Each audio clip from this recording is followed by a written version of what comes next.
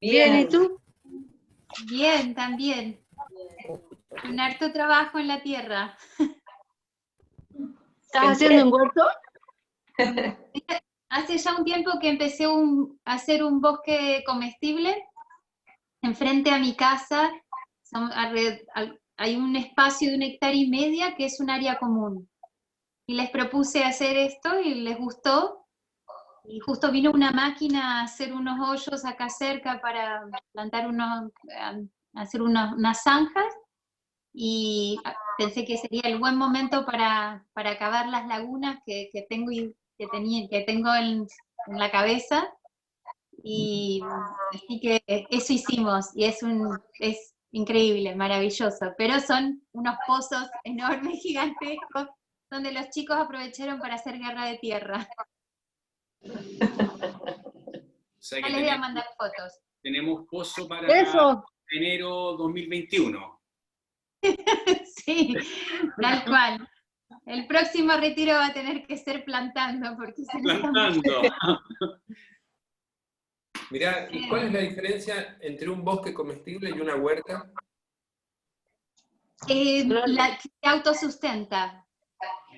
Bien, bien. Entonces, la huerta hay trabajos de otoño, hay trabajos de primavera que son los intensos, y luego el verano donde se cosecha, el invierno donde se queda dormida, y en el bosque comestible es como que continuamente se alimenta, cae la hoja, nutre la tierra, o sea, uno no tiene que hacer esa labor porque lo hace el mismo bosque. Bien. ¿Pero son puros árboles o no? ¿El bosque comestible son puros árboles? Árboles nativos, con frutales, con arbustos, con correderas. Entonces una planta se va nutriendo de otra. Entonces cuando armás el gran bosque es como si pusieras un montón de bosquecitos juntos. Entonces tengo un árbol frutal, tiene 3 o 4 árboles nativos, que luego los voy a ir acortando, o le corto las hojas para nutrir el árbol frutal. Entonces es como pequeños bosquecitos. Tengo sauco, grosellas, salsa mora, salsa parrilla. Es entretenido. Sí. Súper. Lo bueno sería que para esto tuvieran para anotar, para escribir, y tuvieran a mano los Yoga Sutras, Patanjali. Okay. El que quiera la luz sobre la vida podría ser también. Ya no vamos a hacer ningún ejercicio, ¿no? Vamos solamente a charlar. Ajá, exacto.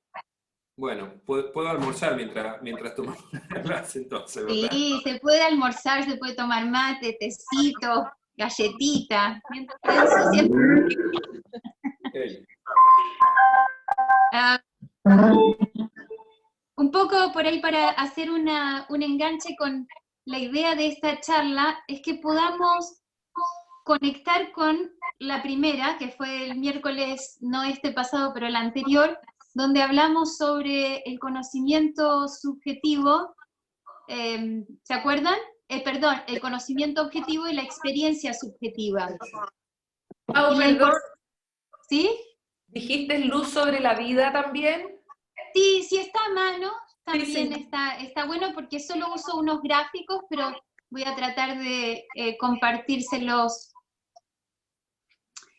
Y así que pudiéramos unir el trabajo. ¿Cuál es la razón de que hoy hablemos cómo el yoga ve al ser humano? ¿Cómo esto va a nutrir a nuestra enseñanza? Porque no debe ser un conocimiento objetivo si uno no puede trasladarlo a una experiencia subjetiva.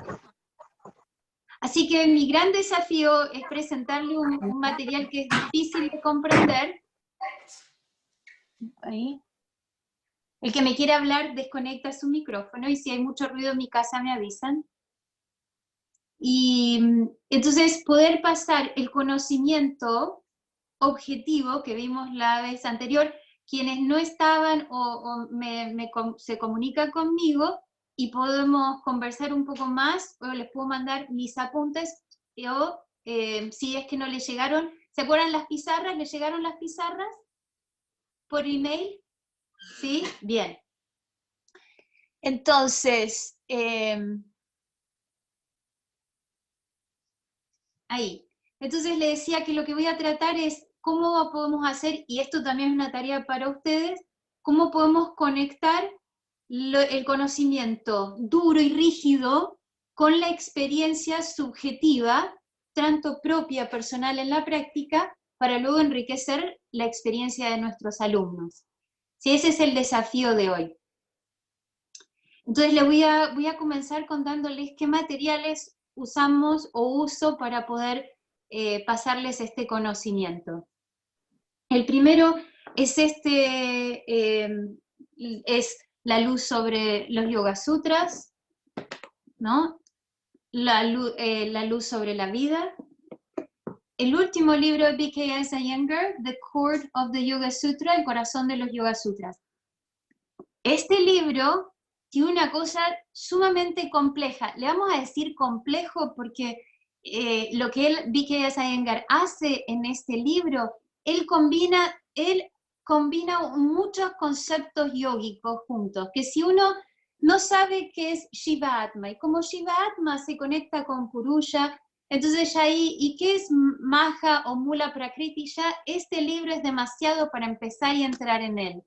Pero una vez que uno conoce todas las demás, diríamos individualmente estos conceptos, cuando uno llega a un material como este, uno empieza a entender, estos son los enganches, las relaciones que B.K.S. Iyengar encontró. Así que vamos a llegar a esto, pero vamos a pasar por cosas de la experiencia de B.K.S. Iyengar y material filosófico que se desprende de los Yoga Sutras.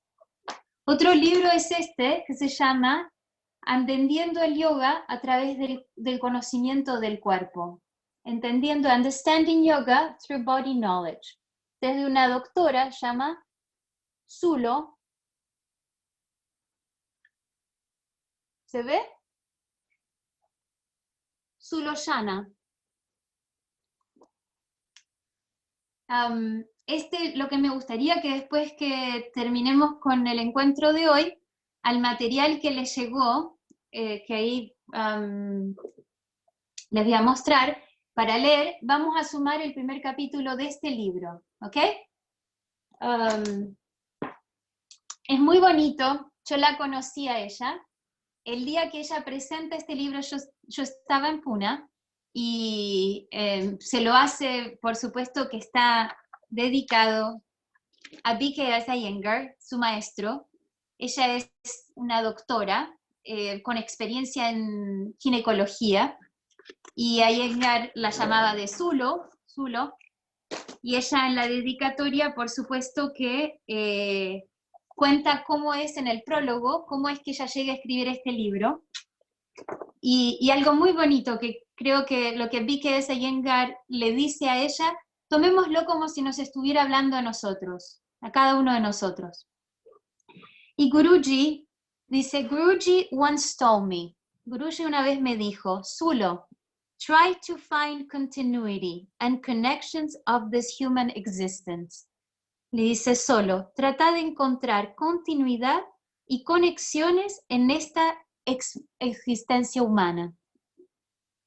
Tomémoslo como si nos lo dijera a nosotros, de encontrar continuidad y conexiones en esta existencia humana. Y ella dice, eso es lo que estoy tratando de hacer. Y entonces ella dice que lo que ella más estudia es la relación sutil entre las acciones corporales y el carácter de las personas, y viceversa. El carácter de las personas... Continuidad dijo, que justo se me cortó. Continuidad. Continuidad y conexiones de esta existencia humana. Entonces, esta relación que yo les digo, que se expresa entre el carácter de las personas y sus acciones, Iyengar, ella dice, Guruji describe this relationship, describe esta relación como Riti y Niti. Riti y Niti. Algo como para descubrir, esto no llegué todavía a ir más profundo, este es el prólogo de ella nada más. Pero ella habla que Guruji descubre esta continuidad y esta conexión y me inspira a mí a hacerlo también. Las acciones del cuerpo son los procesos de pensamiento, son los procesos del sentir, son los procesos del hablar, son los procesos de la respiración, son los procesos del movimiento del cuerpo. Dice, todas estas acciones que son pensamiento, sentimiento, habla, respiración, movimientos del cuerpo, todas estas acciones tienen una relación definitivamente estrecha entre la mente y el centro espiritual del ser. Entonces, este es uno de los libros. El otro libro es este. Tenemos una invitada argentina por ahí, no la llegué a ver. Pero este libro se llama Yogica Manas y es por B.K.S. Iyengar. No sé si lo conocían. Yogica Manas. Y dice, Know and realize the yogic mind. Conocer y darse cuenta de la mente yógica. Este libro de B.K.S. Iyengar lo invitan a dar una conferencia en India, les digo el año. Este libro es del 2010 y la conferencia que lo invitan a dar es en el 2011 y la conferencia se llama Los Misterios de la Mente y Guruji está invitado para dar su visión yógica de la mente. Él se niega y le insisten mucho para que él vaya, y finalmente él acepta, y él dice, por la gracia de Patanjali, mi gurú, voy a ir.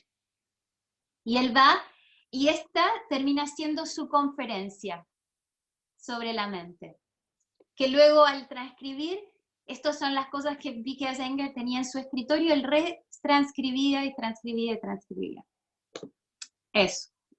Así que este es el capítulo que yo les envié para leer y que Bárbara me compartió que era complejo y es complejo, y disculpe que sea complejo, pero vamos a tratar de ver cómo los podemos entender, y les pido perdón si ya me estoy adelantando, Bárbara, si voy a confundir más que el texto.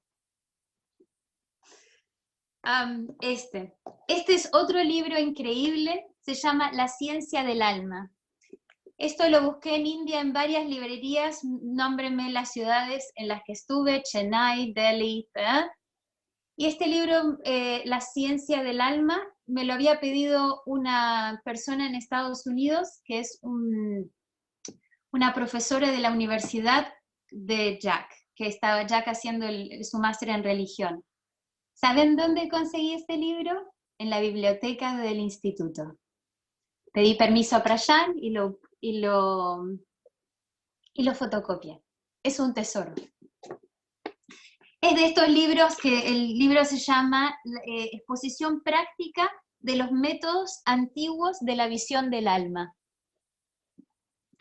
Y está hecho por este Swami en 1964. Tiene cosas, como diría Jack, místicas.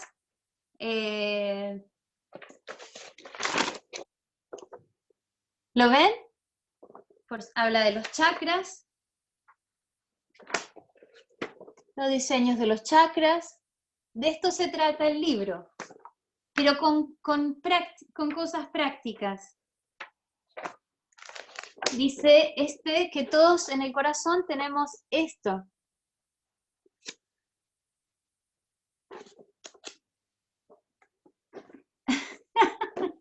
Leo dice, queremos tener todos esos libros.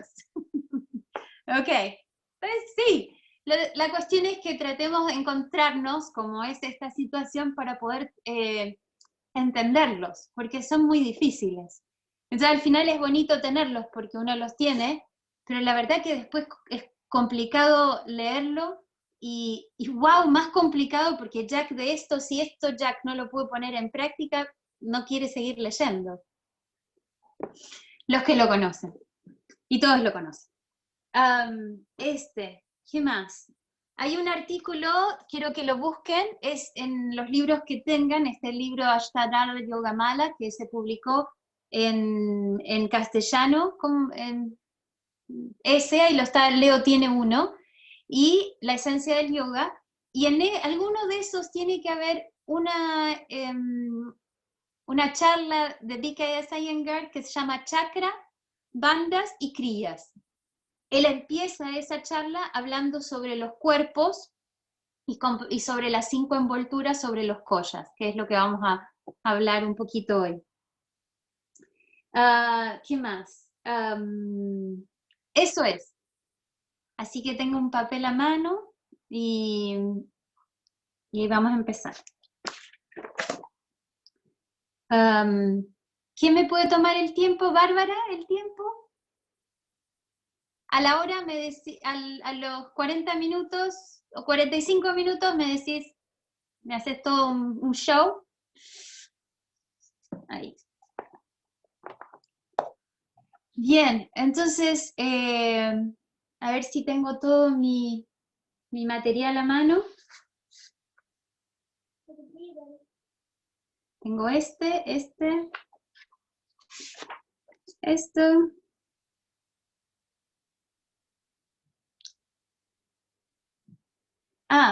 La razón por la cual este libro es importante es que Guruji lo tiene dividido en capítulos, ¿sí? En varios capítulos, en el cual el segundo capítulo,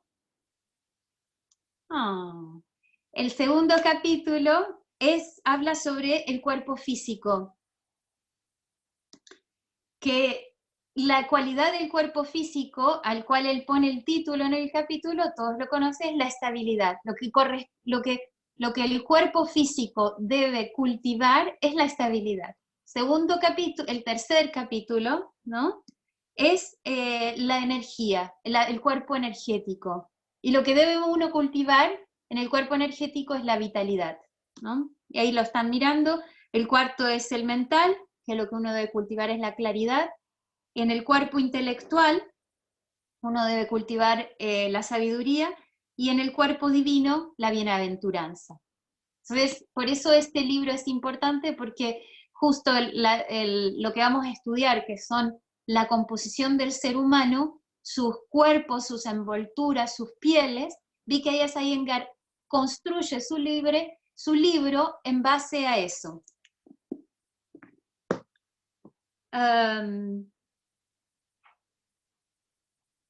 Luego, entonces, cuando el yoga, uno no lo puede ver como si fuera, uno tiene que empezar a observar al yoga no solamente como una secuencia de ejercicios o secuencias de asanas, ¿sí? Que desarrollan más flexibilidad, más concentración, sino que el yoga lo que está tratando a través de esa secuencia de ejercicios es que podamos entrar en un estado de ser. Entonces, nuestro objetivo es el estado de ser. Y ese estado de ser es un estado de ser que difiere del estado de ser de la vida cotidiana.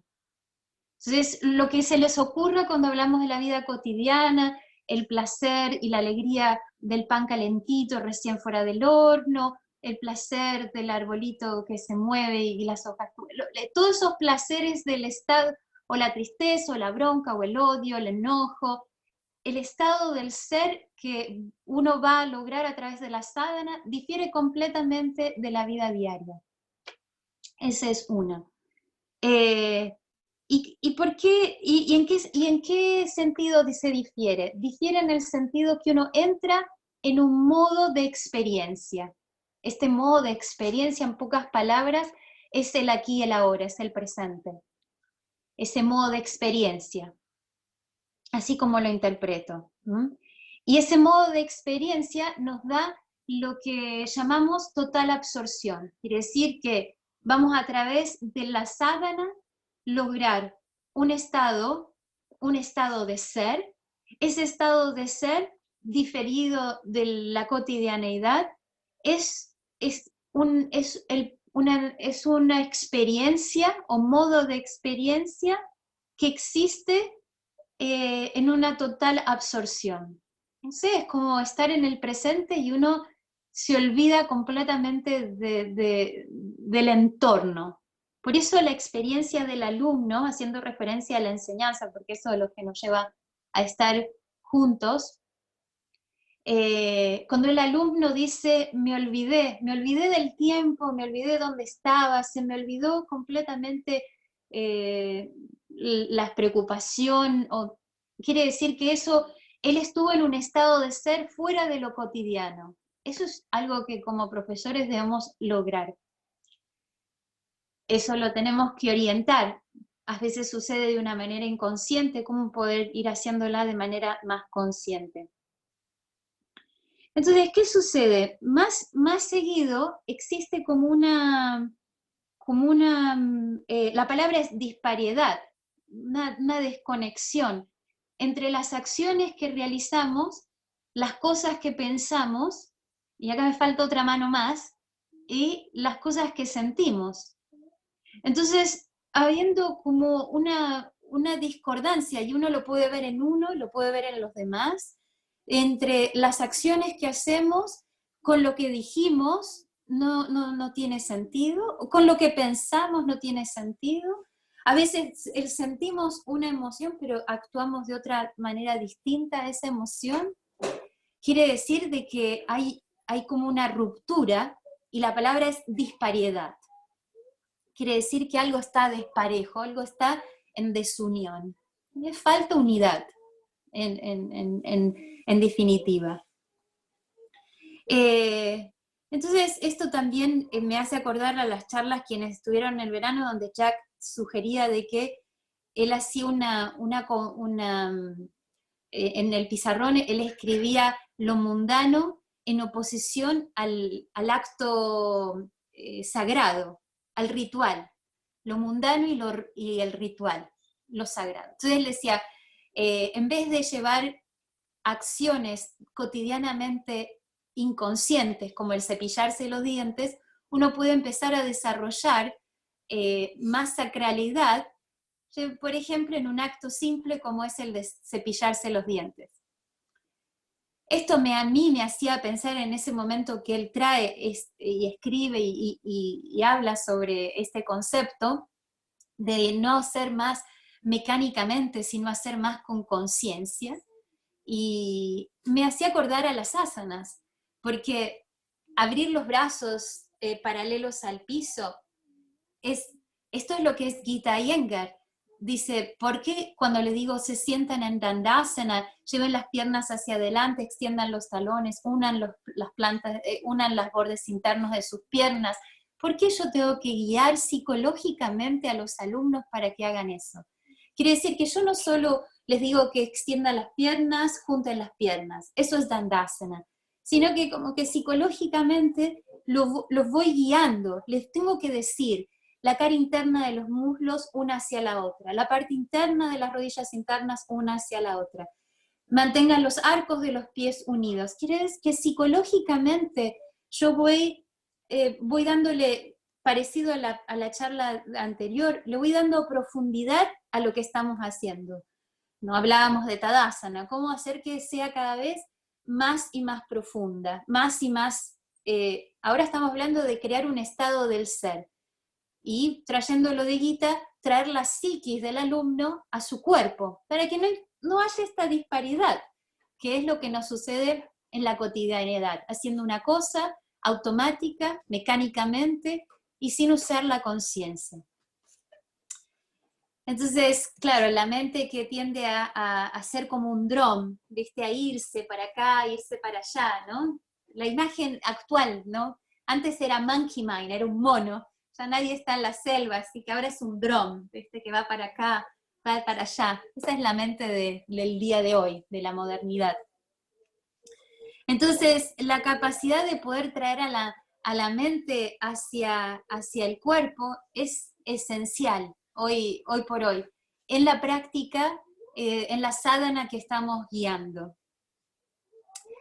Eso. El yoga tiene no solo una parte como la conocemos de Hatha Yoga, el trabajo desde lo físico, desde lo corporal, sino que también tiene lo que se llama la psicología yógica. Es una terminología más moderna. En aquel tiempo de Patanjali no existía esta terminología de yoga, la psicología yógica. Pero la psicología yógica lo que nos dice es que el cuerpo físico alberga a la mente, que la mente es pervade, la palabra en inglés es pervade, quiere decir que la mente permea toda acción física, que esto es muy importante para nosotros como guías, profesores de yoga, el que tengamos continuamente presente de que la mente está permeando cada acción que estamos pidiéndole que el alumno realice. Por eso luego nos cuestionamos por qué no hace, por qué deja de hacer, por qué hace con esta cualidad tan rajásico o tan tamásico. Ahí es importante. Entonces esto es muy interesante porque aquí es donde empezamos a hablar sobre lo que es la cosmogonía, que la cosmogonía es el estudio de la creación, el estudio de la creación más allá de Darwin, de venir del mono, sino es la universalidad de la existencia. ¿Cómo surge la existencia? Okay. Y eso se llama cosmogonía, el estudio de la historia del cosmos, sería ser, o del origen, la fuente de la creación. Y entonces, acá es importante, le decía que vamos a ir entrando en que no somos más allá de la identidad física, vamos más allá de eso. Nosotros somos así, nuestros alumnos son así, y debemos cultivar a través del yoga, como les decía, cuando hoy con más confianza que hace tiempo atrás, cuando me iniciaba para los que no estuvieron, empiezo un grupo nuevo a practicar conmigo y les digo, el yoga ve al ser humano como un alma encarnada en esta vestimenta, que luego se la quita, se la saca en un tiempo X y luego se viste otra. El yoga, esta es la visión que el yoga tiene del ser humano. Y con esto yo, Trikonasana, Parsvakonasana, Chandrasana, y etc. Pero voy ya claro, y esto a mí me ayuda también a que yo tengo esta claridad en mí para transmitir al otro esa claridad también de que uno es más allá de la identidad física a la cual uno tiene que romper mentalmente para poder trascender y poder tener una experiencia de ser. Entonces, en esta experiencia de armonizar entre nuestras acciones, empezamos ahora a estudiar lo que son las envolturas del cuerpo. Más bonito que la palabra envoltura es la palabra pieles. En vez de hablar de los panchakoshas o de los 5 envolturas, me gusta hablar de las 5 pieles. Estas 5 pieles, ya la conocen, Annamaya Kosha, Pranamaya Kosha, Manamaya Kosha, Vijnanamaya Kosha y Anandamaya Kosha. Ya vamos a ir con un poco más de lentitud, pero ahora solo escuchen el sánscrito. Entonces, estas envolturas son importantes que uno las empiece a experimentar en uno, porque la primera experiencia que uno tiene de ellas es que cuando algo sucede en el cuerpo emocional, que sucede en el cuerpo o en el pranamaya kosha, en el cuerpo orgánico, ¿no? Y en el manamaya kosha, por ejemplo, donde de repente uno tiene una experiencia emocional y enseguida el corazón late más rápido. Enseguida la respiración se hace más errática, ¿no? Esto nos hace, a veces también cuando tenemos más saliva en la boca, entonces hay circunstancias donde podemos darnos cuenta de que estos cuerpos, mental, intelectual, el cuerpo hecho de alimento, el cuerpo luminoso, espiritual, todo esto en algún punto se relacionan y se interfieren uno con el otro. También existen lo que se llama las respuestas hormonales, también el periodo de las mujeres que se nos retrasa, se nos adelanta, etc. Porque también habla de que nuestra relación entre nuestro organismo con nuestra capa y piel mental. Entonces dice aquí que cuando uno practica yoga existe la posibilidad de observar estas pieles, estas envolturas, y estudiar el dinamismo que existe, como les daba estos ejemplos. Porque en el estudio del dinamismo entre estas envolturas que uno va a poder lograr estados de ser. ¿Qué quiere decir el estado de ser? Quiere decir, vuelvo a decirles, es el estado, el ser en el acto, el ser en el momento, el ser en el presente. Eso es el estado de ser. Esa es linda palabra, being as we act. Ser como actuamos, be as we act. Hace poco, no hace tan poco, pero descubrí alguna palabra que en inglés, una expresión en inglés que se dice walk your talk, caminar tu palabra, walk your talk. Quiere decir caminar lo que uno dice, o hacer lo que uno dice. Quiere decir que porque yo le digo, quiero ir a buscar siempre las plantas, puedo ir a buscar esquejes de no sé qué cosa, y te cambio por no sé qué cosa, no sé cuánto, y la respuesta de mi vecina es, you walk your talk, vos caminás tu palabra, y ahí descubro más de esto. Muy bonito. Pero tiene que ver con esto de ser como actuamos, being as we act.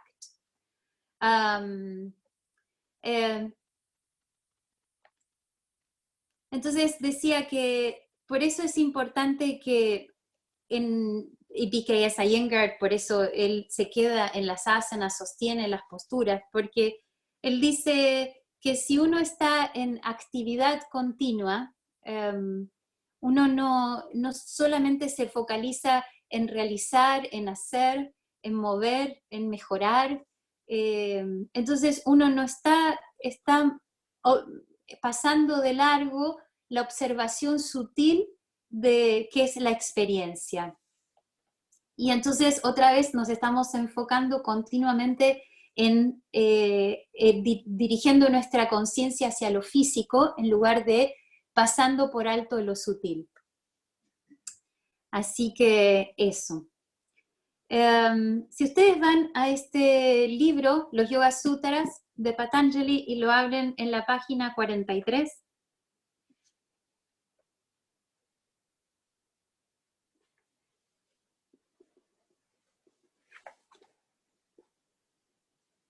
es en la introducción, y en el último párrafo habla sobre las capas o las envolturas. Entonces dice la envoltura anatómica, ósea o envoltura estructural.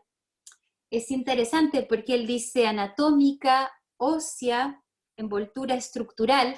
Este libro que les decía que es La ciencia del alma, habla de la envoltura como la envoltura alimenticia. En inglés se llama food shell. La envoltura del alimento. Es interesante porque de alguna manera desde este es lo mismo, es Annamaya Koya, de lo que están hablando BKS Iyengar y este autor, pero con distintas visiones, pero sabemos que lo que alimenta a la envoltura anatómica, ósea y estructural es el alimento. Luego está la envoltura fisiológica, orgánica, Pranamaya Koya, la envoltura mental o emocional, Manomaya Koya, y la envoltura intelectual o discriminativa, Vijnana Maya Koya, y la envoltura de la beatitud, Ananda Maya Koya.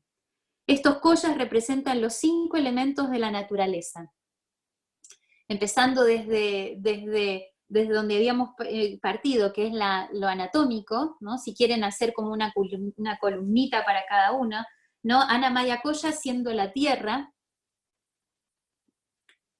la estructura siendo la tierra, lo orgánico, Pranamaya Koya, siendo el agua,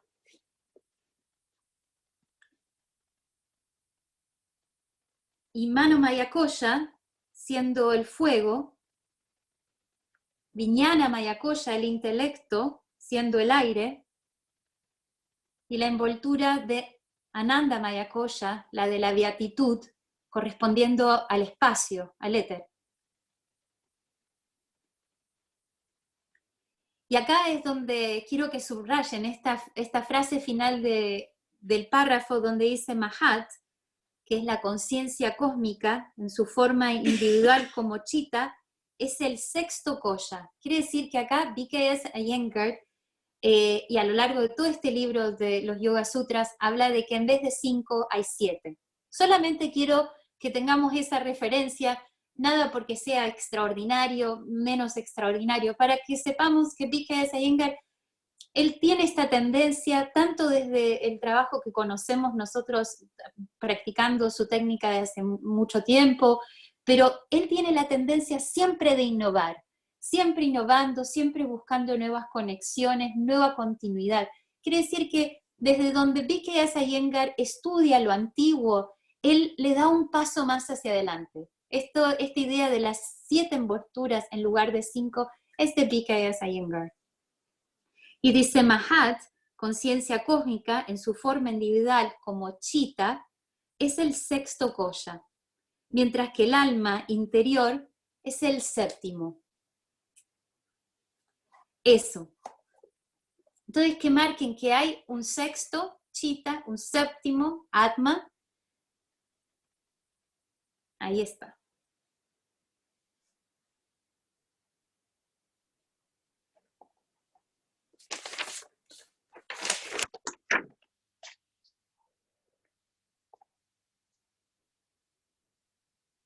Entonces, ahora quiero contarles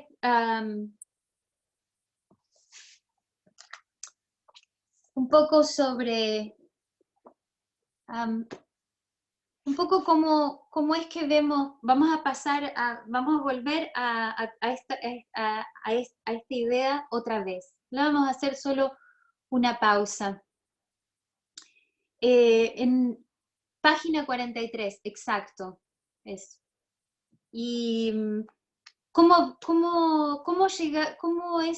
llegamos a estos 2 conceptos, parezco Jack hablando, entre Occidente y Oriente, en cómo vemos al ser humano. Entonces le voy a compartir una página web que me gustó, que por ahí ustedes pueden investigar un poco más y pueden leer más, fascinante en todo sentido.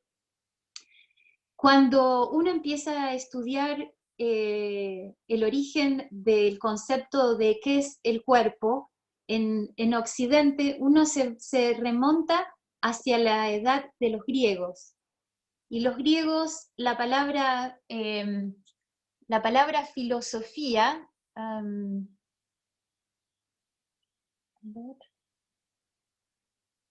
¿puedo compartir la pantalla o no? Sí, sí la podrías compartir sin problema.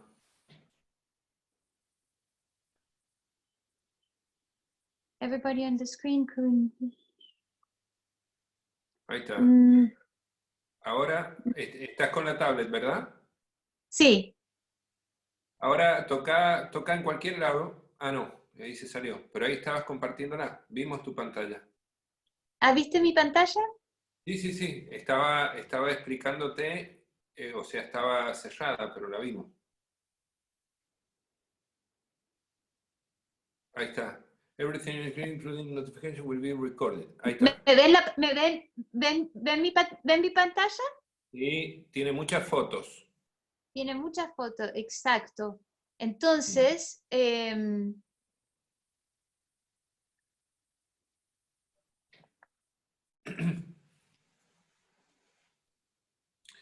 Perdón que no miren, estoy... A ver. ¿ahí me ven? ¿La ven? Yes. ¿Leo se ve? Sí, Esa es la perfecto. palabra fisiología. La palabra Fisiología. fisiología es el estudio de lo natural. ¿Ven en la palabra griega? Fisiología, la filosofía de lo natural.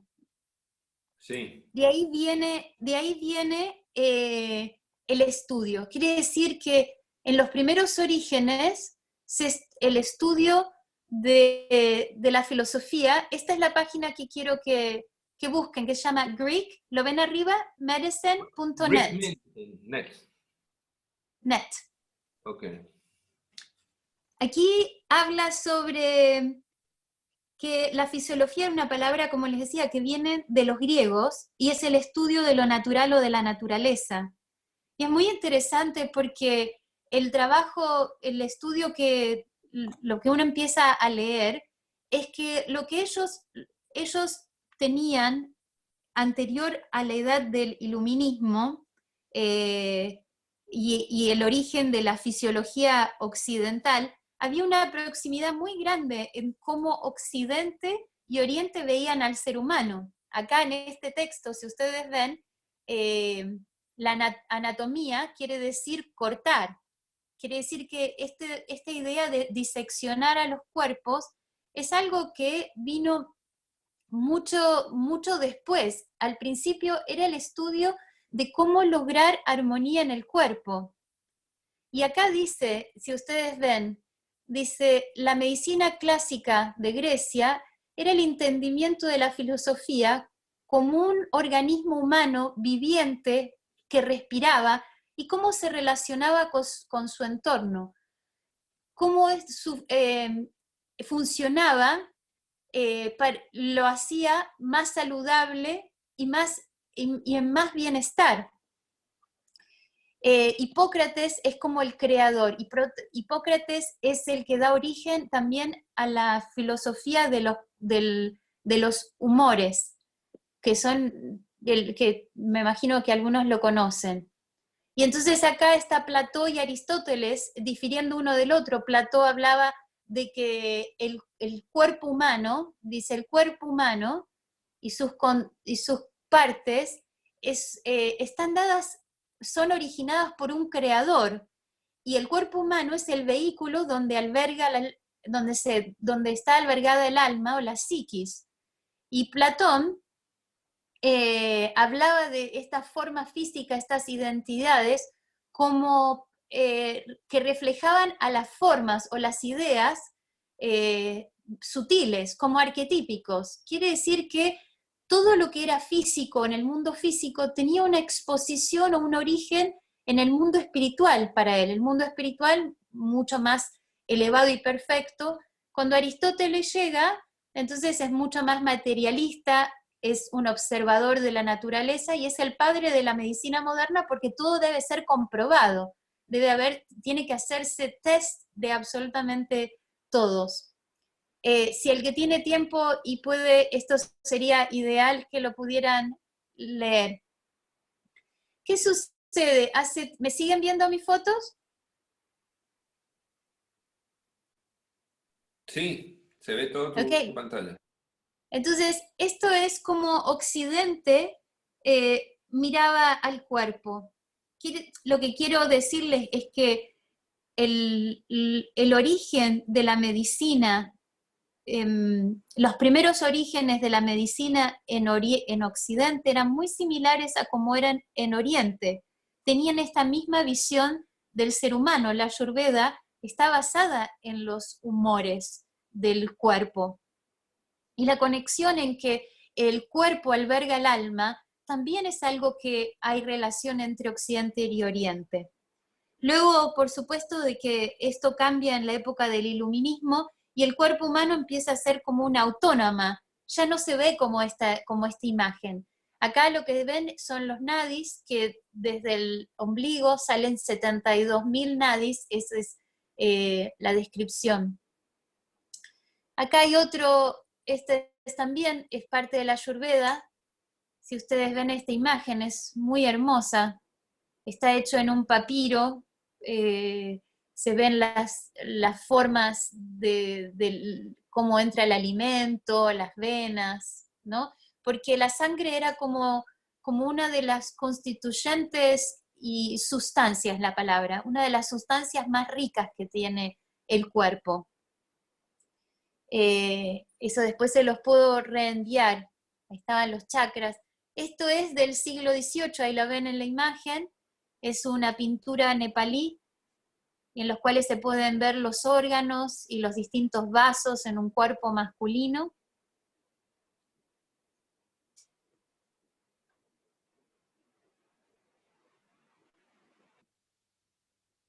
Acá hay este es del siglo XIX, y una imagen como la que le mostré en el libro de la ciencia del alma, contrastada con una imagen más occidental, anatómica, de la cabeza. Esta es una pintura tibetana, y lo que está marcando son los puntos moksha, hacen referencia a lo que es el mokshi bokshin, que es donde uno prende un incienso bastante gordito en estos puntos de acupuntura para estimular el flujo del chi o de la sangre en el cuerpo. En los pájaros, en los lados de los pulmones.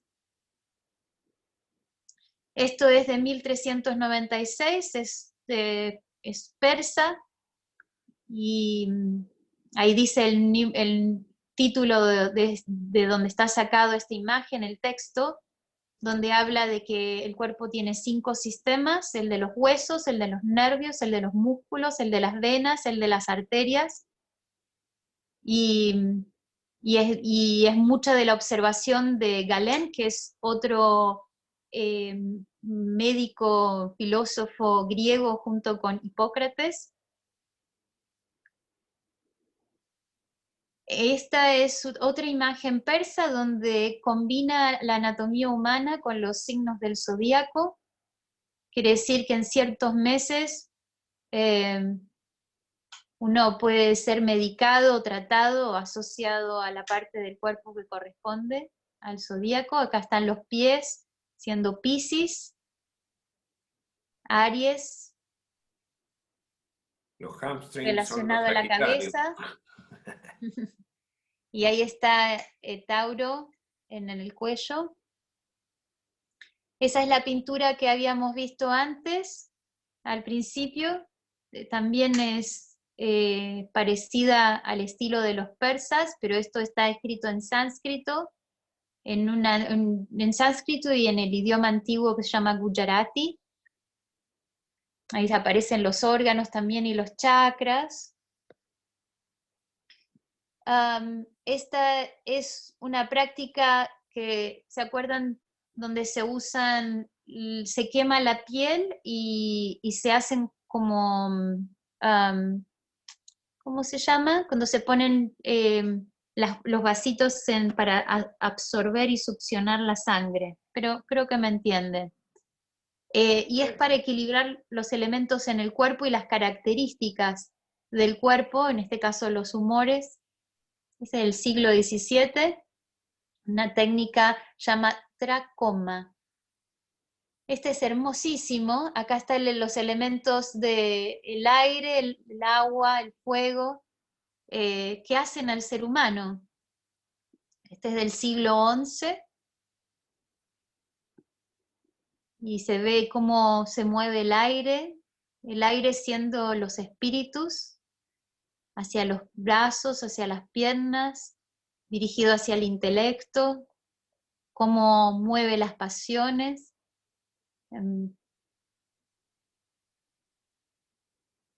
Esto es del siglo XVII, también del Tíbet. Muy preciso. Ahí están los chakras y los subchakras también marcados. Esta es una una estatuilla que marca los puntos de acupuntura.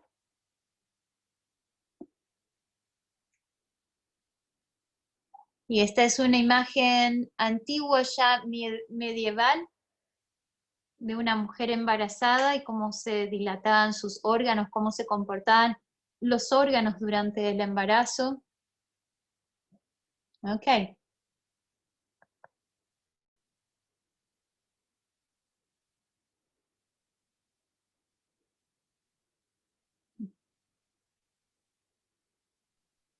Teacher, estás hecha toda una pro con la Entonces era un poco tecnología. para ilustrarles.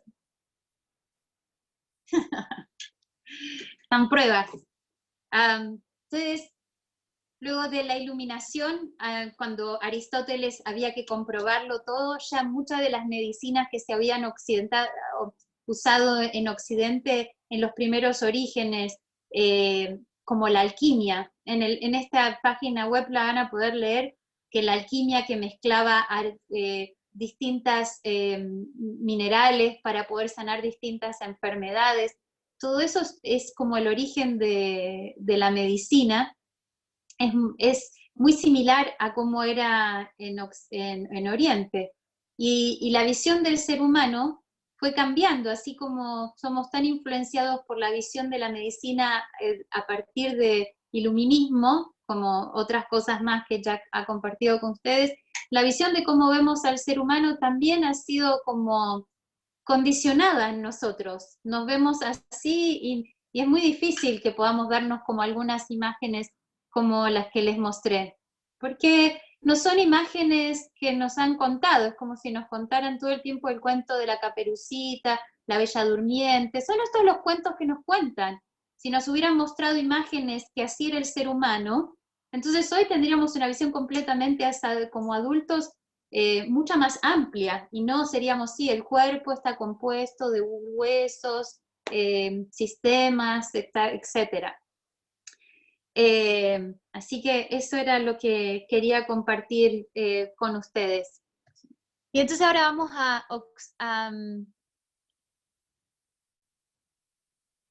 voy otra vez al screen.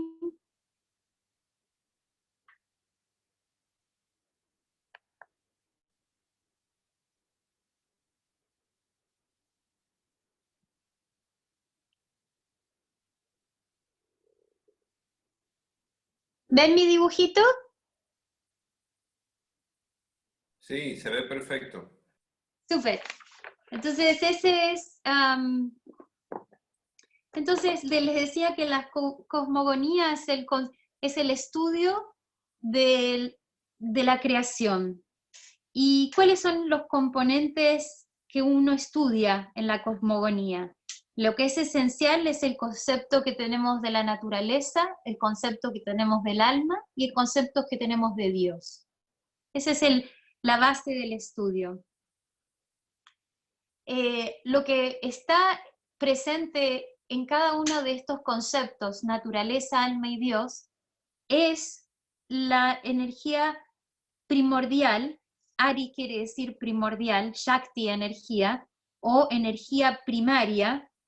Esto tiene muchos nombres. En sánscrito le dicen Ari Shakti, todo el mundo, hay otros nombres, pero todo el mundo la comprende de qué estamos hablando. Le dicen la fuerza suprema invisible, la primera fuerza. Otra que es muy hermosa es el supremo o la suprema arquitecta de la creación. Adi Shakti es como la fuerza primera, la que desde donde se desprende. Para nosotros que somos occidentales, por ahí no necesitamos por ahí un poco más de entendimiento, y la palabra poder de Dios es algo que por ahí nos llega o la comprendemos un poquito más. En India no hace falta decirle poder de Dios, es Ari Shakti, todo el mundo entiende que es Ari Shakti. Entonces este Ari Shakti, o este poder de Dios, en él está escondido 3 principios. Estos 3 principios son 3 Shakti, son 3 fuerzas. Está el poder de regenerar, el poder de organizar y el poder de destruir. Y ahí se los puse en sánscrito. Shristi, Stiri, miren qué interesante. poder de organizar, sthiti, el poder de destruir, samhara. Entonces, estos tres poderes, el de generación, de organización y de destrucción, estos tres poderes se unifican y dan origen a lo que es el universo. El universo no se dice en sánscrito universo, se dice lila. Y es absolutamente todo, porque el universo está compuesto de estas tres fuerzas que se mueven continuamente y se regeneran. Por eso la idea de que es un parque de juegos. Imagínense niños jugando. Los niños arman y desarman el juego, se organizan otra vez vuelven a reorganizar otro juego. Por eso el universo lila tiene esta cualidad de juego, esta cualidad de movimiento y de generar distintas formas continuamente. Entonces, este lila, este universo, tiene el nombre de Prakriti, todos lo conocen, esta palabra es sumamente importante. Entonces, Dios, ¿no? O la fuerza de Dios, o el poder de Dios, Adi Shakti, da origen al universo. Cuando da origen al universo, crea lo que llama Purusha, por eso tiene una S, crea almas. Crea las almas o los núcleos de los seres, al mismo tiempo que crea Prakriti. Entonces, ahora, estas dos entidades, Prakriti y Purushas, esta identidad del mundo, el mundo como lo conocemos, el mundo, el universo o esta obra divina, como los planetas, el aire, los pensamientos, los sentimientos, el amor, el dolor, el cosquilleo, todo esto está contemplado dentro de Prakriti. Y Purusha, siendo el centro de los seres, o el alma de los seres, esto, ¿cómo se anima esto? ¿Cómo se da vitalidad a esto? Esto lo hacen los gunas. Entonces ahí abran su Yoga Sutra, digamos a la página 194, como dice ahí mi punto. ¿Ven la tabla? ¿Ven los gráficos que dibujó B.K.S. Iyengar? Sí. Esos gráficos hablan de sattva, tamas y rajas. Y el círculo es Chitta en este caso, él está representando el Chitta. Pero en Prakriti, la naturaleza tiene estas tres cualidades. El Purusha también, ¿no? Entonces, estas tres cualidades, si ustedes ven estos gráficos, están en todas las cosas, en distintas proporciones. Entonces podemos ver que el amor por ahí tiene muy poquita proporción, es clarito, pero si vemos por ahí el odio, es el número 2, es todo oscuro. Pero podemos también tener cosas entre media, un poquito, mucho de rayas, de tamas, un poquito de rayas y muy poquitito, ¿no?, de sattva. Ese es el 3.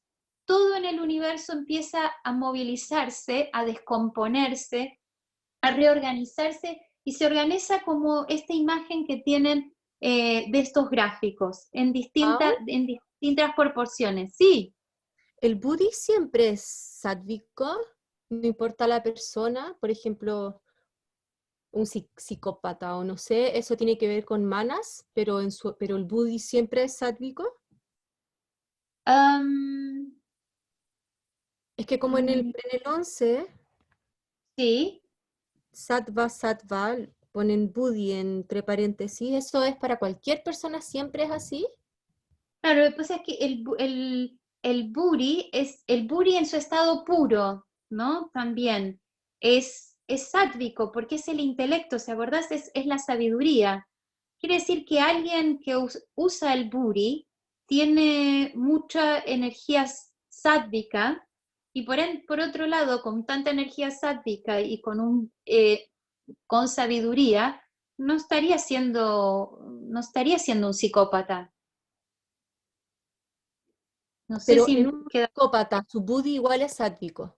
Lo que pasa El es que no buddhi, está en él, está en su ajá, mente, por claro. decirlo así. El psicópata sería como, por ejemplo, sería más o menos como el 4, por ahí, o el 3. Tendría demasiada energía tamásica, algo de rajas y muy poco de sattva. Ujú. Entonces no estaría. Pero su buddhi sigue siendo sátvico, El buddhi sigue de esa siendo. persona.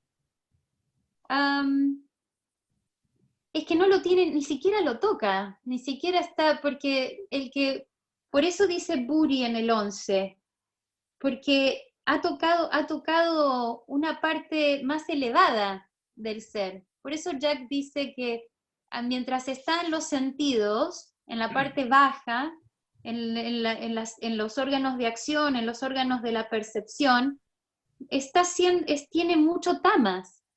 Entonces, a medida que empieza a purificarse, ¿no? Empieza a elevarse, entonces debe tener más sattva, entonces empieza a alcanzar su buddhi. It depends on the will and the volition. Jack dice que depende de su voluntad. Perfecto. Gracias, Pau. Intellect that's not sattvic. Dice porque puede haber intelectos que no son sádvicos. That's why we separated the intellect from the intelligence, and then the intelligence, where you begin to get rid of the avidya. Claro, porque así, por eso dividimos al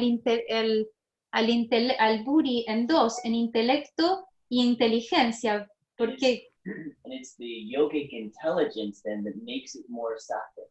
porque es la inteligencia yógica que lo hace a uno más sátvico. And that includes intention, volition.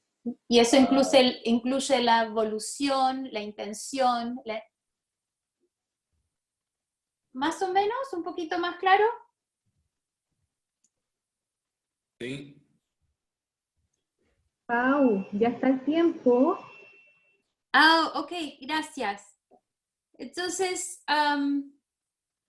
si ustedes siguen viendo el dibujito, luego aparece un segundo componente que se llama Mula Prakriti.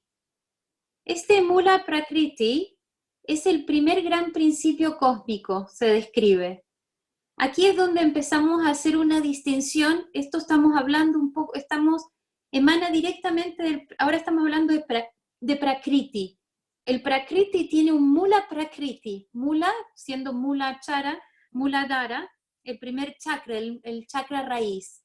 Quiere decir que el Prakriti, el universo, todo lo que es la naturaleza que podemos percibir y sentir y observar, tiene un origen. Y ese origen, ese principio cósmico, se llama Mula Prakriti o Mahat.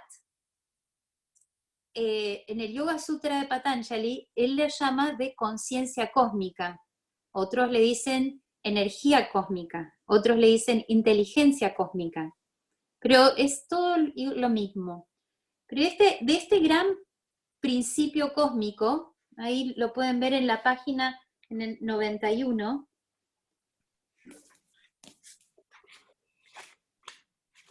¿se acuerdan? De la página primera que fuimos a ver. Entonces, ahí hablaba de que la inteligencia cósmica, Mula Prakriti, ¿no? Es el primer principio de la naturaleza. Como la conciencia es el primer principio del ser humano.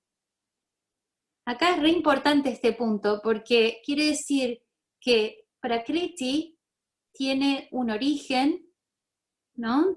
Y el ser humano tiene este otro origen. Entonces el origen del ser humano es la conciencia, y el origen de Prakriti es Mahat, el Mula Prakriti. Desde ese principio cósmico, desde esa conciencia, emana, brota la forma en distintas formas. En esto, de ahí brota el Chitta.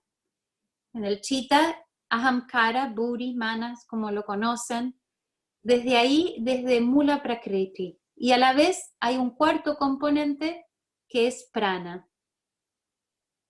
Ahí.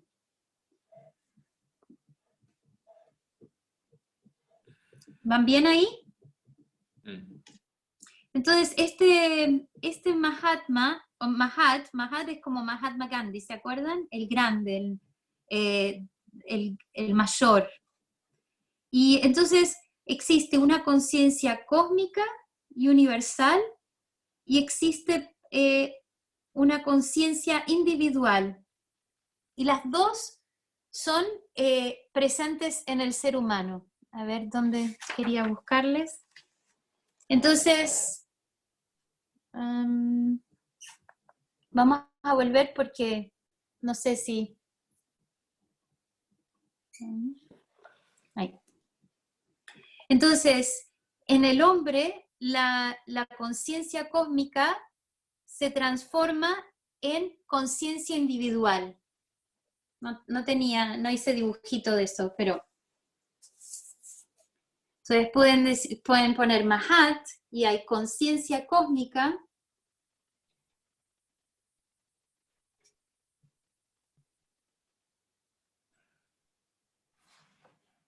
Que se transforma en conciencia individual. Y Paula, también, sí. al transformarse la conciencia cósmica en individual, ¿uno pierde la conciencia cósmica?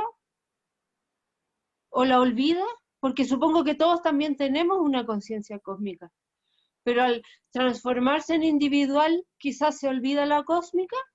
No es por recordar o no, es casi como si fuera, Tati, es como si fuera el alimento, es como lo que le da cuando uno prepara un pan y le pone la levadura, como que es como lo que alimenta y ilumina. No se pierde, porque no podría haber conciencia individual sin conciencia cósmica, no existe. Yeah. Porque nuestra conciencia individual emana de esa conciencia cósmica. El que no la recordemos es otra cosa, pero no porque no exista, siempre existe. Y luego está la conciencia cósmica y la energía, conciencia individual y la energía individual, que eso es prana. Eso es el ser humano, conciencia individual y energía individual.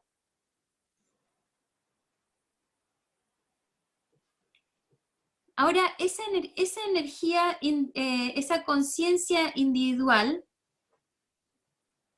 nosotros sabemos que tiene 3 componentes que lo hemos visto, Manas, Buddhi, Ahamkara, pero para BKS Iyengar, aquí es donde vamos a confundirnos un poco, pero existen 4. Pero esto es BKS Iyengar, que siempre innovando. Les voy a mostrar.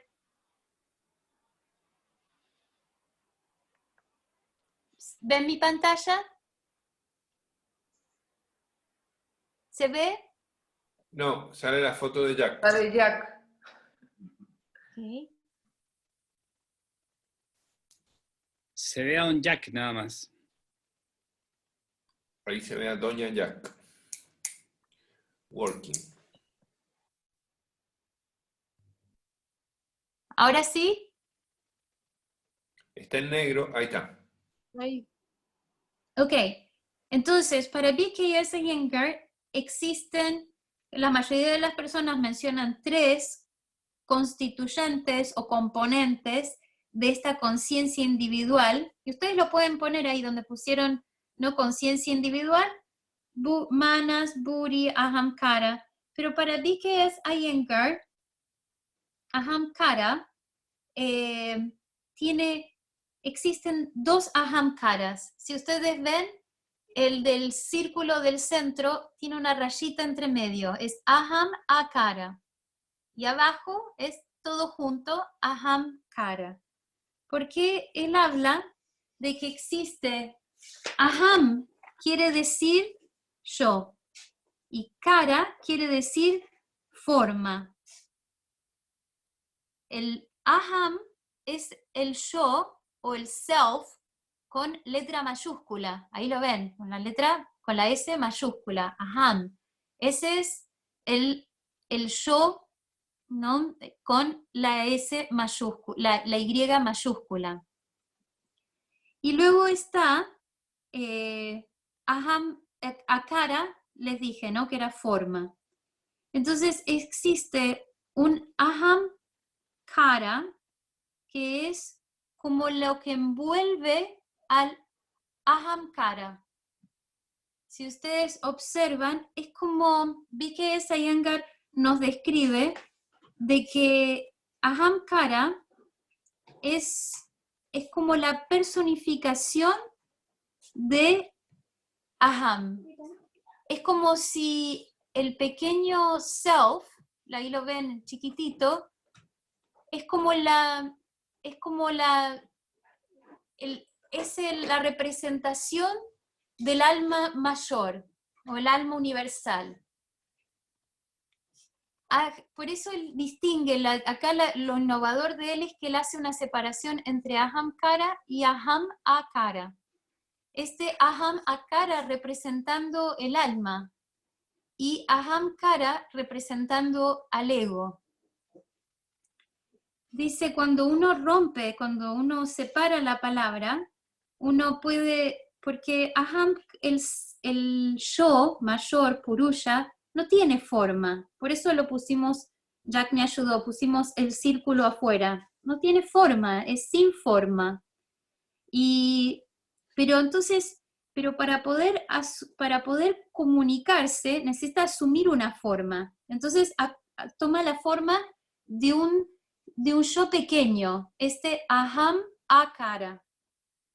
Entonces el yo mayor toma una forma pequeña para poder comunicarse, tanto con Purusha como con el mundo, ¿no? La ida con ambos.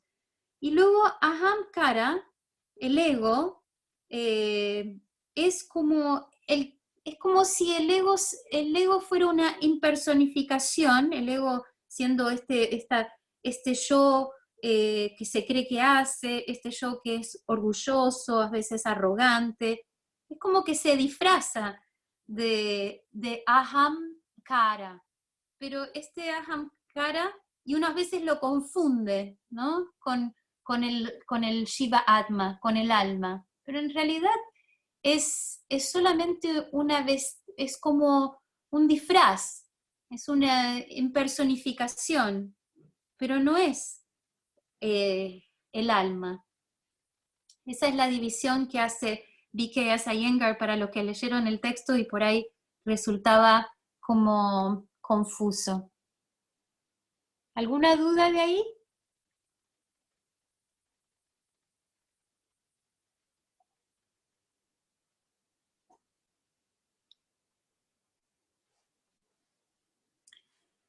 Entonces aquí, el hombre está compuesto de 3 cuerpos. Acá también, aquí creo que en este otro se veía, donde tenía aquí B.K.S. Iyengar, aquí. Acá están los 3 cuerpos. Entonces, ya pensamos que el cuerpo físico lo pusimos en el centro, luego el cuerpo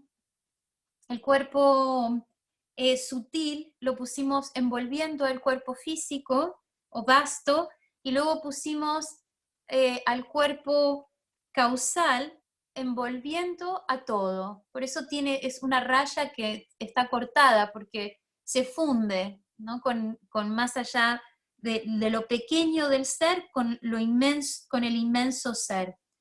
Entonces el cuerpo causal se llama Karana Sharira, ahí le puse manas, perdón, pero es Sharira. Puedo volver a pero lo tengo invertido. Ahí puse Karana Sharira lo tengo en el centro, que es el cuerpo causal. Causal es porque toda acción que uno hace tiene una consecuencia, y como esta alma va a seguir retornando a pesar de todas las vestiduras que se va a ir quitando, es la causa. Por eso es el cuerpo causal, Karana Sharira. Y luego está Shukma Sharira, que es el cuerpo sutil. Este cuerpo sutil envuelve al cuerpo o contiene a las envolturas del cuerpo orgánico, de la mente y del cuerpo intelectual. Stula Sharira es la envoltura del cuerpo, es la envoltura, la piel del cuerpo vasto. P.K.S. Iyengar decía que así como tenemos cuerpos cuerpos, también tenemos mente. Por eso él decía, ahí lo ven en la parte central, Stula Manas, quiere decir que no solo está el cuerpo vasto, sino que también existe una mente vasta, una mente básica. Luego está Shukma Manas, que es la mente sutil, y luego Karana Manas, que es la mente causal. Y esto es algo también innovador de él. Esta mente causal corresponde a el pequeño sí mismo, al self, el aham akara, ashiva atma. El shukma manas, que es la mente sutil, corresponde a ahamkara, al ego, y a buri, juntos. Por ahí eso responde, Pau, de que es más allá de lo básico, ¿no? Hay que evolucionar, hay que hacer trabajo para poder salirse de esta mente básica que es Stula Manas. Este Stula Manas tiene lo que, ahí no sé si llegan a ver que escribí, que dice Eka Desha Andria, porque corresponde, este Stula Manas compasa o alberga los 5 ñañendrias, que son los sentidos, y los 5 karmendrias, que son los órganos de acción. Entonces creo que por ahí lo que es importante que vean, que en los cuerpos, el que corresponde al cuerpo causal, Karana Sharira, es Shiva Atma. Quien corresponde a Shukma Sharira es Chita, quien corresponde al cuerpo sutil. Y al cuerpo vasto, Stula Sharira, son los elementos, los 5 elementos, los panchabhutas que se llaman. Y a la mente, ahí mismo en la imagen lo ven, Karana Manas a Aham Akara, Shukma Mana a Ahamkara y Buri, ego y Buri, y Stula Manas es a Eka Desha Dria. Desha quiere decir lugar, el lugar de uno solo, donde están todos los sentidos, tanto los de acción como los de la percepción, están unidos. Y aquí voy a terminar con esto. ¿Ven este otro imagen? Estamos hechos de los 5 elementos. Esos 5 elementos se llaman pancha. Pancha quiere decir 5, bhutas. Tattva es elemento. Cuando uno dice pancha tattva, habla de los elementos. Otros le dicen maha bhuta, quiere decir como los grandes 5 elementos. También se van a encontrar con esas palabras. Entonces estamos compuestos de estos 5 elementos, bhuta, que son la tierra, el agua, el fuego, el aire y el éter. Y estos 5 bhutas están animados por los 5 vayus, que acá lo conocen, la pana vayu corresponde a la tierra, agua, prana corresponde al agua, samana anima, ¿no? Le da, anima al elemento fuego, udana al elemento aire, y vyana alimenta, anima al espacio, el elemento éter. Entonces, estos 5 elementos a la vez tienen aspectos sutiles. Entonces, ahí pueden ir a la página 161 de los Yoga Sutras.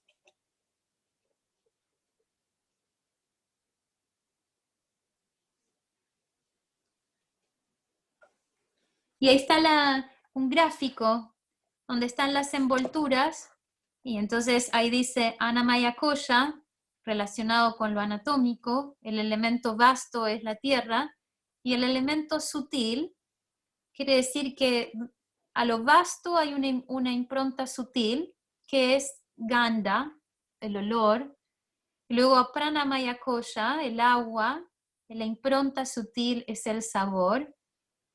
Para Maya Kosha es el fuego, donde la impronta sutil es la forma. Y luego el Vijnana Maya Kosha, que es el aire, que es la impronta sutil es el tacto. Y luego el éter, con la impronta sutil es el sonido. Entonces, todas estas panchatammatras que se llaman, son lo que da fuerza al cuerpo celular.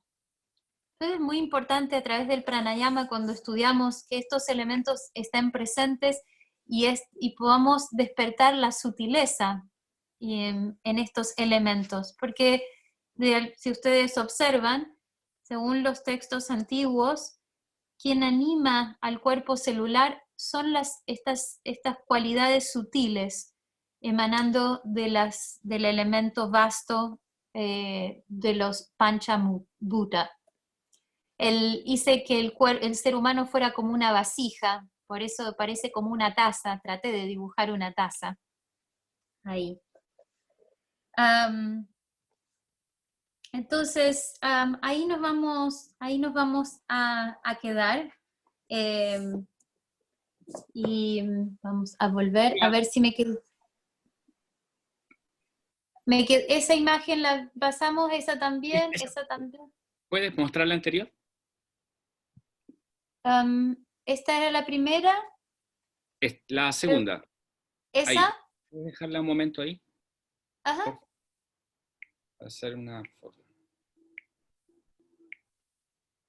Yo le saqué fotos y no después las mando al grupo. Ah, ok. También. Gracias. Esa también puedo mandar ahí. Y esa Gracias. también la vimos.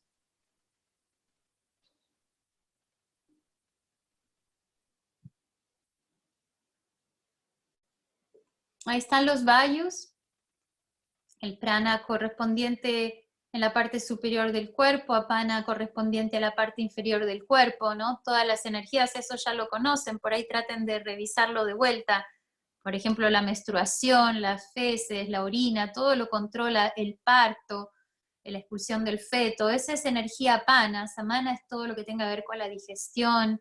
Dhyana pervea todo el cuerpo, ven que va de la cabeza hacia las manos, hacia los pies. Udana es en la garganta, que va desde el diafragma hacia la garganta. Prana es lo que baja desde la coronilla hacia los pulmones, pasando por el centro del cuerpo. Eso es muy importante. Esto también se trabaja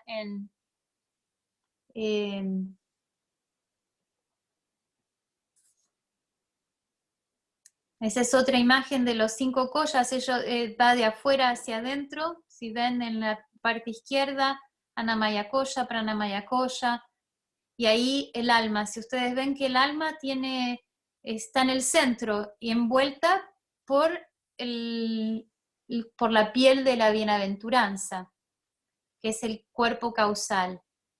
Y luego el cuerpo sutil, hay una raya. Ven que hay una raya en la parte inferior que corresponde a Vijnana Kosha, Manamaya Kosha, Pranamaya Kosha, y luego el cuerpo vasto.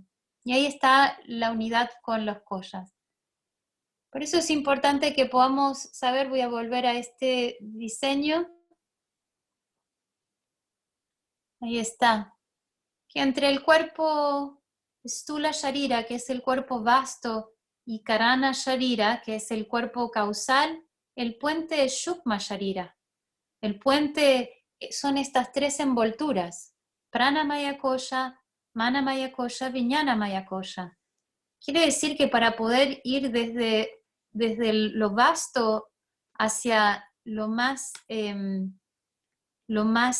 profundo, lo más elevado, o lo más verdadero, que es Shiva Atma, ¿no? Nuestro sí mismo profundo, nuestra conciencia individual, debemos atravesar el cuerpo sutil. El cuerpo sutil tiene que ser observado. Quiere decir, cuando enseñamos en una clase, una práctica, debemos buscar técnicas, por eso decíamos hacerle pregunta a los alumnos: ¿estás presente en la planta de los pies? ¿Estás extendiendo a los brazos por su cara interna? ¿Estás elevando las piernas por tu cara interna?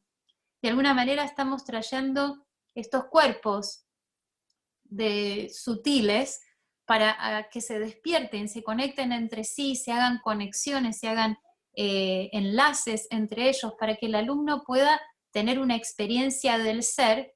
Y esa experiencia del ser es esa experiencia donde uno puede transitar de un lado del puente hacia el otro lado del puente. Uno está presente en el proceso y está presente en el estado de ser en ese proceso. Eso es.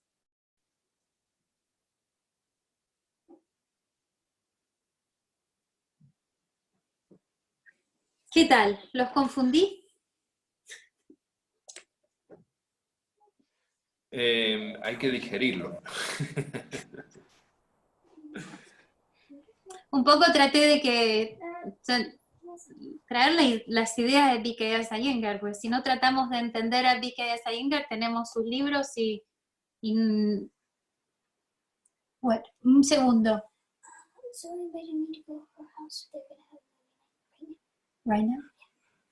Okay, get a rain jacket.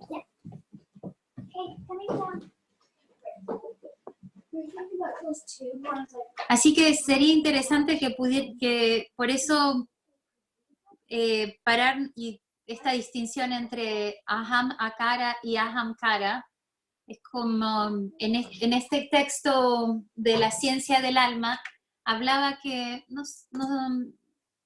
estas son como, no es como los miembros del cuerpo, como un brazo pegado a un tronco, una pierna pegada a la pelvis, sino es como continente y contenido, como una cosa que quiere decir que la ahamkara, el ego, tiene algo que lo contiene, pero ese algo que lo contiene es eterno, no se ve, es inmenso. Entonces hay como una representación de esa inmensidad, algo que puede hacer como el link, pero cuando hace el link uno no debe identificarse que ese es en realidad el sí mismo, es el alma, sino que es solamente una herramienta para poder transitar hacia. Wow. Ok. ¿Cuánto me queda, Bárbara, para 1 hora y media?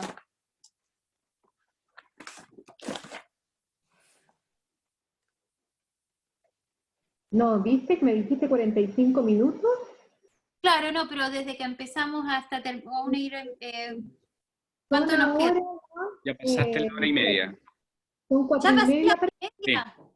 Sí, 4 y media. el video completo está en 1 hora 39 y se abrió 10 minutos antes, así que estamos ahí. Pero bueno, Ok. Okay, si es necesario, dale nomás. No. Por ahí podemos terminar. Había algo que quería agregar, que es algo desde Prashant. Él tiene un libro que se llama Alfa y Omega de la Trikonasana. ¿Lo tenés, Nati?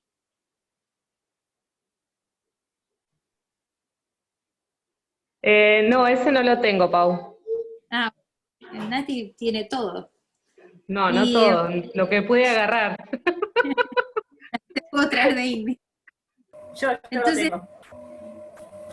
ahí está. Ese es de Prashant, pero no es ese. Entonces, les voy a leer un pasaje de ese libro. Dice, crea una condición de la corporalidad, lo cual es el próximo paso y el más vital. A esta condición interna es lo que hace que un asana sea una yogasana.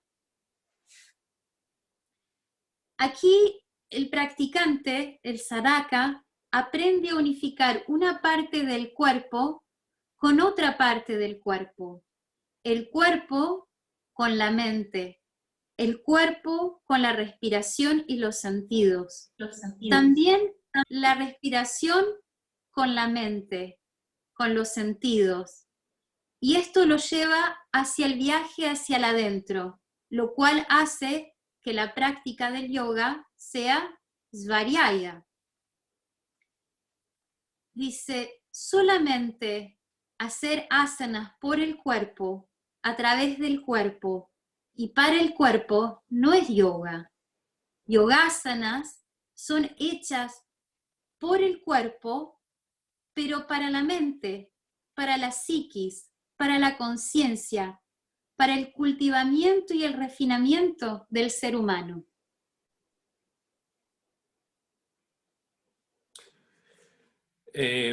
¿Y cómo haces para combinar eso con la metodología Iyengar, que es tan hablada específicamente en la parte tan técnica de lo que es justamente la técnica? O sea, porque es, digamos que yo siempre tengo la duda, no sé si la duda o la inquietud, mejor dicho, de cómo hacer para combinar justamente el yoga de lo que leo, de lo que conozco, de la parte teórica, al yoga de Iyengar, que es tan específico al momento de asana. Vos estás en una hora y cuarto, 1 hora y media o 2 horas de una clase de asana o de yoga Iyengar, y vos estás sintiendo los 90 minutos que dura esa clase, todos acciones, o sea, instrucciones para hacer acciones o movimientos musculares. Entonces por ahí No, pero te entendí perfecto, Leo. Es una pregunta, es una muy buena pregunta que todos debemos pensarla y tenemos que venir y compartir más preguntas y más respuestas a esas preguntas como esta.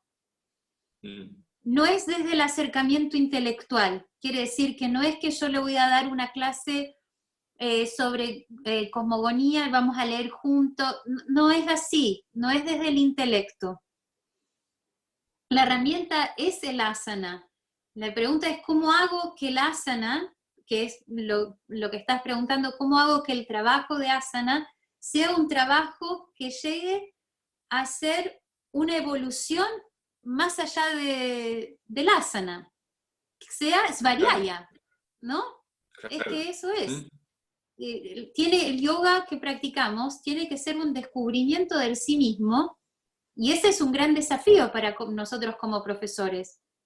Y va a ser siempre así. Hasta el final de los días vamos a tratar de seguir esforzándonos para ver cómo podemos hacer que los alumnos tengan la experiencia de estar explorando en sí mismos y estar refinándose y cultivándose en su propia conciencia. Claro. Una de las cosas, Leo, es hacer muy bien el trabajo. Quiere decir que eso que aprendimos a enseñar, lo debemos aprender muy, muy bien. Quiere decir que cuando enseñamos una uttanasana, una trikonasana, shirshasana, lo enseñamos bien. No lo enseñamos de manera automática ni de manera mecánica.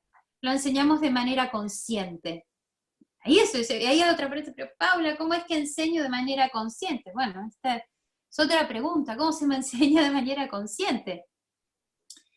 La clave es, como decíamos, de que la persona esté en el momento presente. Miren para P.K.S. Iyengar, seguido a lo de Prashant, hay otra frase que es de P.K.S. Iyengar, donde la memoria, dice la memoria, en todo lo que hacemos la memoria siempre viene. Por ejemplo, la ropa que tengo puesta, esto ya me la puse otra vez, no me había gustado bien como me había quedado en los hombros, es como que la memoria está siempre. En todo momento la memoria se presenta. Y aun cuando practicamos, y la memoria es como una cosa instrumental, y acá que viene lo bello de nuestra práctica, que repetimos siempre lo mismo. Entonces quiere decir que aún en nuestra experiencia, la memoria aparece. Y entonces nosotros tenemos que trascender, o el alumno lo tenemos que ayudar a trascender, lo negativo de la memoria. Ay, qué mal me queda esta camiseta, no me la pongo más. Me queda horrible, ¿no? Es como, ay, la pierna, mirá los pies, tengo unos pies horribles, tiene que trascender, pero tiene que trascender, esto es muy básico, lo que le estoy diciendo es hasta feo el ejemplo, porque tiene que ser las expresiones negativas, la memoria negativa. ¿Cómo eso se hace? Es cuando uno revisita la memoria y transforma lo negativo en positivo. Esto tiene que ser. Por eso el abrir más el pecho, el que llegue más oxígeno, el que llegue más prana, el que se arquee para atrás, la Natarayasana, ¿no? del otro día. Es como todo esto hace que uno empiece a relimpiar la memoria. No sé si me estoy explicando muy bien. La frase de B.K.S. Iyengar dice, el pasado y el futuro están entremezclados en el presente. Aunque ellos parecen diferentes, debido a que son un movimiento de momentos. A Jack le encanta esta palabra, un movimiento de momentos, movement of moment.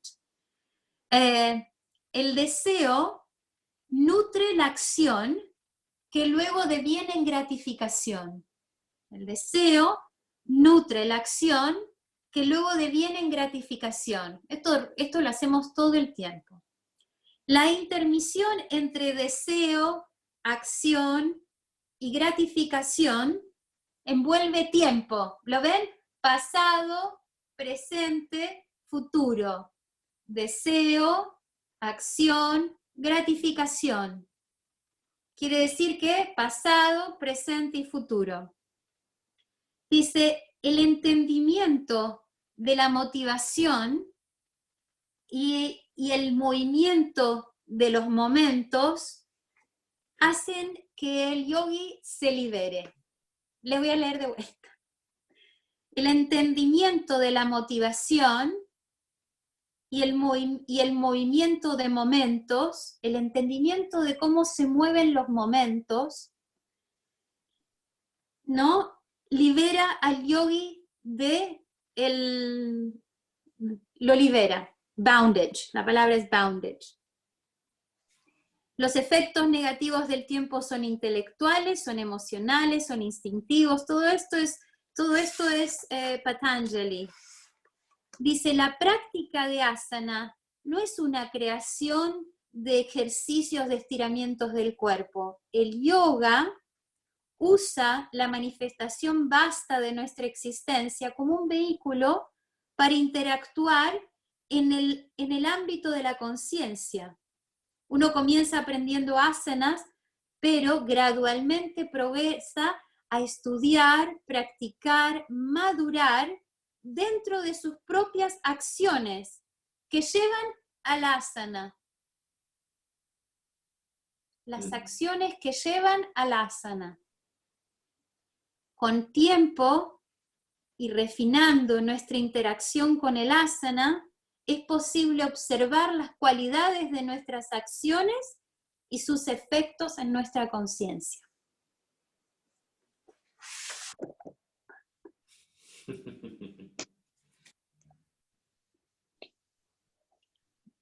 Paula, una vez estábamos en unas clases con un maestro que Rishi invitó de la India y comentó algo muy hermoso, que dijo que en el fondo el ritual de las asanas vienen a ser la taza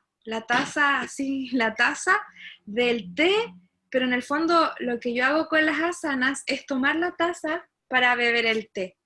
Entonces esa imagen a mí me quedó así por siempre, porque fue tan bonito, porque claro, en el fondo la asana es la taza, pero yo voy a beber el té. Entonces fue como, ay, no sé, como que lo quería compartir. Ay, no, muy hermoso, Carito, muy, muy hermoso. Es eso, el asana es solamente un puente, es un puente que solamente nos va a permitir esta unidad entre cuerpo, mente y alma.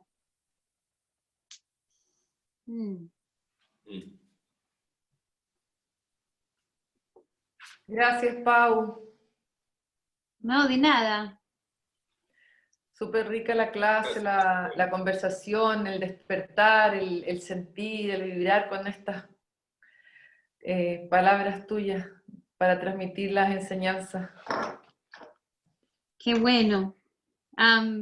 Es importante que, bueno, una de las cosas que sacamos de esto es que algo que dice B.K.S. Iyengar, que dice, yoga es tanto práctico como también teórico, ¿no? Y entonces la experiencia del conocimiento es a través del repensar, del reanalizar y el de procesar. Por eso creo que aun cuando enseñemos las mismas posturas una y otra vez, tenemos que hacer que el alumno tenga la experiencia de sí mismo. Imagínense que si tuviéramos cada año nos llegaran nuevas posturas de India para poder enseñar. La idea es que las posturas son siempre las mismas de hace 5.000 años, y la idea es que yo solamente, como decía Carito, voy a usar el contenido, el continente, para poder explorar lo que está en el interior de ellas, el contenido de ellas.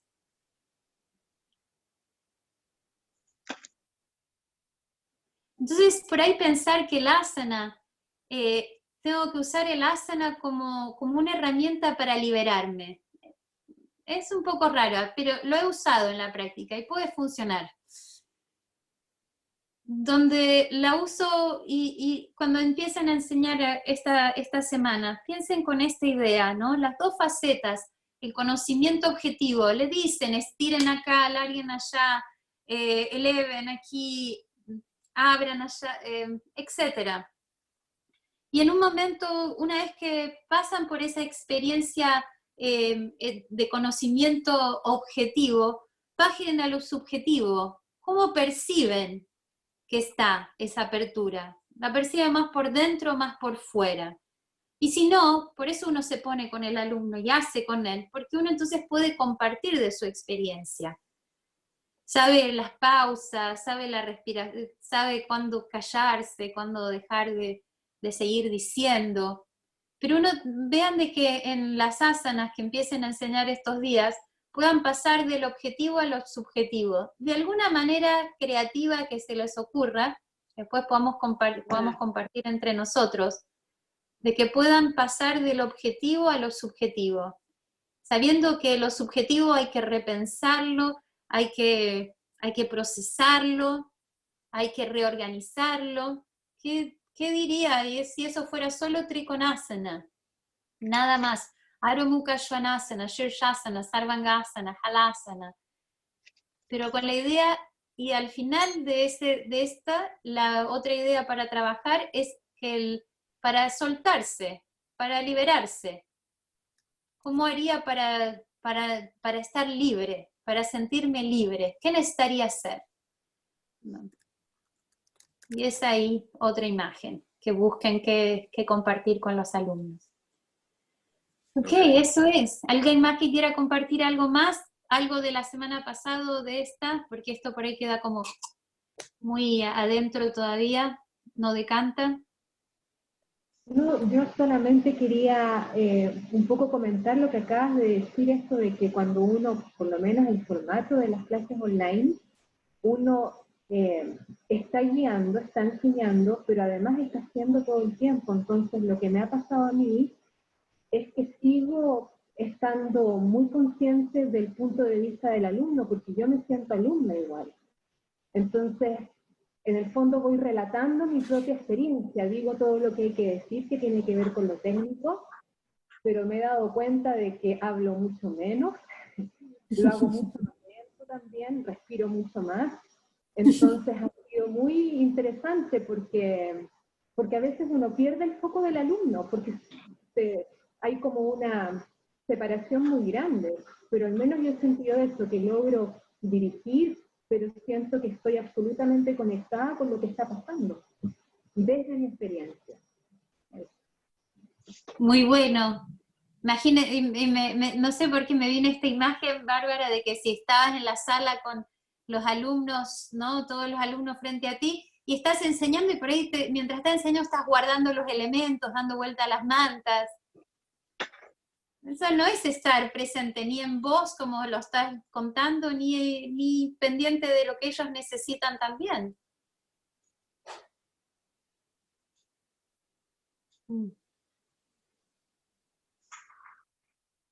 ¿Algo más? Todo Ok. perfecto. Ah, me perdí la primera parte, bueno. Pero Leo lo tiene todo grabado, ¿eh? Bueno, después me comunico, Leo. Muy bueno, Paula, gracias. Gracias, Paula. No, ahí la invité a Viviana de Bahía Blanca y Cecilia de Bahía Blanca, no sé si las ven. Son amigas. Cecilia se fue a dar clase. Ah, ok. Son, y también a Nati, también algunos la conocen por ahí, también es de Bahía Blanca. Ok. Mi propuesta es que, no, de nada, de que si alguno tiene alguna duda, como ya de poder conversar y poder acercarme sus dudas, dejemos que este conocimiento decante, vuelven al texto que les mandé y les voy a mandar algo más para enriquecer eso y si quieren también las imágenes que tenía. Mi propuesta es que en algún momento podamos volver a encontrarnos individualmente. Entonces, esa era como mi idea, de que poder concretar con algunos de ustedes que tengan ganas de que nos podamos encontrar una media hora y podamos compartir donde yo los pueda escuchar, dónde están, qué necesitan y que nada fijo, nada, una vez a la semana con cada uno, no. El que quiera decir, Paula, a mí me gustaría sentarme media hora y ahí compartimos. Lo que yo quiero saber es cuánto enseñan, cómo están enseñando, cuáles las dudas que tienen, qué están pudiendo lograr, qué está difícil, qué no está. Un poco una conversa enfocada en la enseñanza, pero individual, no grupal. Esa es mi propuesta para los que tengan deseo y tengan ganas. Muchas gracias, Paula. Te agradezco inmensamente. De nada. Cuídense mucho. Muchas gracias, Paula. Adiós. También las imágenes de los textos antiguos. Las imágenes antiguas, sí, Sí, también. las persas y todas aquellas. Ahí las voy a mandar por email, por ahí. Gracias. Pau. Muchas gracias. Chao. Gracias, Pau. Estamos en contacto.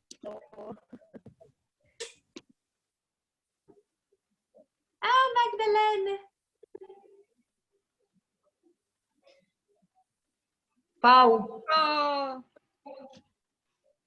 Decime. encontré lo que nos dijiste de chakra, banda y cría, y está en el volumen 2, por si lo querían leer. Oh, súper, ahí lo voy a poner, por ahí Leo lo puede poner en el chat. Volumen 2. Lo dejo ahí, volumen 2, ¿en qué página? Volumen 2. La esencia de... 233. Bueno, dale, lo pongo Es la para primera que- parte. Ok, muchas gracias, Pau. No, de nada. Se van aclarando un poco más las enseñanzas, cada vez más. Página 33, perdón. 233. 233. Ahí está.